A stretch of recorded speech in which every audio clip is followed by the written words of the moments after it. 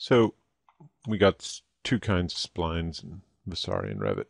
We've got this guy, spline, and we've got this guy, spline through points. Really different behavior, and a lot of people get puzzled by it, and they want to find something that's a happy medium between the two different things. Big thing about spline through points is that it goes directly through the points that you point out to it, and the spline goes a smooth curve that goes through the trajectory traced by those points, but not directly hitting them. You can see this when you take your spline tool and you go bing, bing, bing, bing. You get sort of a control polygon, very different than when you take the spline by points. You go bing, bing, bing, bing, and it passes right through them. Now the problem comes when people want to host things. So say you've got this little rig over here that you want to go and put your spline against, but you don't want it to actually pass through these points. You just want that to be sort of a controller for it. So I'm going to take my spline, which is going to make the right geometry when I draw it. So we can see this by taking our spline and drawing it out like this. 1, 2, 3, 4. And everybody looks like they're nicely positioned in relationship to these points, but if you go and you grab this guy and move it out, well, sad trombone, it's not actually hosted with that thing. And if you do want to get something that is hosted with it, you use the spline by points. You go 1, 2, and it looks like you're doing the same interaction, but you're going to get a very different kind of geometry. So the issue here is, what if you want to get this kind of geometry, but you want it to be associated with this guy? Because you can see now this guy is actually associated with that sort of rig geometry. Well, what we need to do is we need to take a look at a little bit about how a control polygon spline is put together. And there are other sort of technical names for these things, but I always forget what they are. I'm going to show you that I can actually make one of these with an adaptive component, something that gets pretty damn close to doing what the regular spline does, but it has point hosting behavior. And just to do a sort of a quick and dirty illustration of it, here I've got it clicking my 3 points, and it's not exactly the same thing. It does something pretty similar, and for many people that will be enough. And I can show you how to get this behavior. But first we need to sort of analyze what it is that a B-spline does in this sort of 4-point situation. It's kind of different when you do 3 or 6 or whatever, but you can just sort of see how you can start making your own tools to do what you need. So I'm going to actually draw the control polygon. Oh, I need to turn on 3D snapping to get this to work.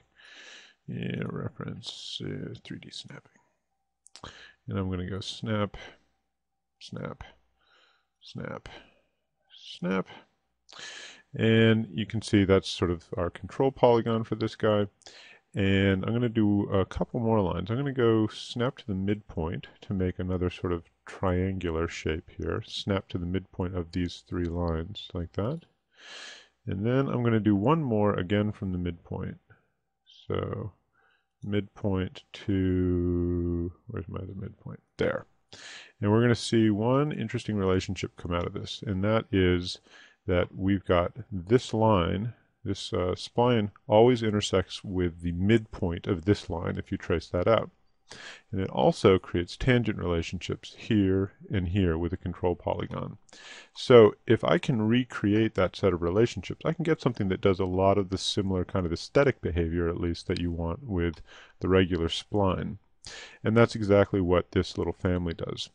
So I'm just going to I'm going to open up this guy just to sort of show you how it's put together. Edit.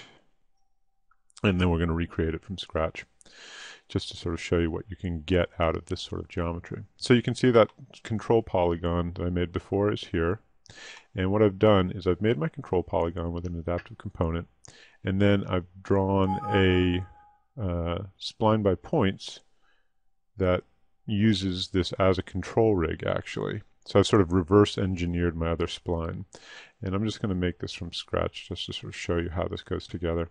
I'm just going to delete that. So if I go up here to my reference lines and I'm in my 3D snapping, I'm going to go 1, 2, 3, 4, like so. And then I'm going to make the rest of my control rig. I'm going to go 1, 2, snapping to the midpoints, and 3. And then finally my midpoint to midpoint guy over here. So I've got my control rig. Now I can go in and I can get my spline by points. And I can do the same thing that I want this thing to do. I have my starting point, and this is the fudge here. This is sort of the near tangent factor. I'm going to do a point that is very close. In fact, I'm going to put it out here, and then I'm going to move it closer later on. So I'm going to go point to create my tangency. I'm going to go over here to create my midpoint connection. Then over here, I'm going to go back again, something that's close to it, and point. So what have we got? We've got something that's starting to look pretty B-spliney. So I'm going to take this, and you can see if I zoom in, this is not tangent right now. What I'm going to do is I'm going to take that point, I'm going to move it way in close. You can see right now it's 0.08% along this line. I'm going to move it way in. I'm going to get like, let's call it 0.01. So that's not at 0, but it's pretty close, and you can see that that tangency gets pretty damn close. I'm going to do the same thing over here on this other edge. I'm going to go and I'm going to select this point, and because it's on the near end of this line, because I drew it clockwise, I've got it at 0.0895. I'm actually just going to make it the same as my other one. So right now it's measuring from the beginning of that line, which is right over here. I want to measure from the end. So now we can see that it's measuring in a slightly different way. So now I can just call this the same thing, 001. So now I've got that thing that is really very near to being tangent. So now I've got my line that's acting very much like a B-spline. And I'm going to do one other sort of nicety for this, just to make it that my line behaves a little bit more like a line. I'm going to take all those reference lines, and I'm going to make them not a reference, which means that I won't snap to them when I'm in the loaded project, right?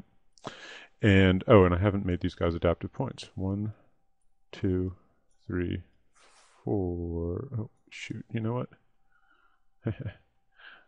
I got to make sure that I get just the right points there. That guy's going to be an adaptive point, not the one that's near it. And same over here. I should have done this at the outset. Then I wouldn't have had to zoom all the way in. Adaptive point. And I've got this guy too, and this guy over here. And so I've got 1, 2, 3, 4. Another little trick that a lot of people don't know about is that you can select your points and you can call them different placement points. I'm going to make that my 3. I'm going to make this my 2. You know, if I was smarter about constructing this, it would have been a little bit easier, but 1, 2, 3, 4. So now I've got my family. I can load it into my project. I already had one there, so I'm going to overwrite it with my new guy. And it should be over here in my browser. Family 1. So I can take family 1, and I only have to do this once. Like once you do this, now you've got this tool. You've got a 4-point hosted family. So I can go in, I can go 1, or actually you don't even have to do it once. You can just download it from the blog and then you'll have it and you can use it for whatever. There. So now I've got my B-spline-like behavior happening on this line.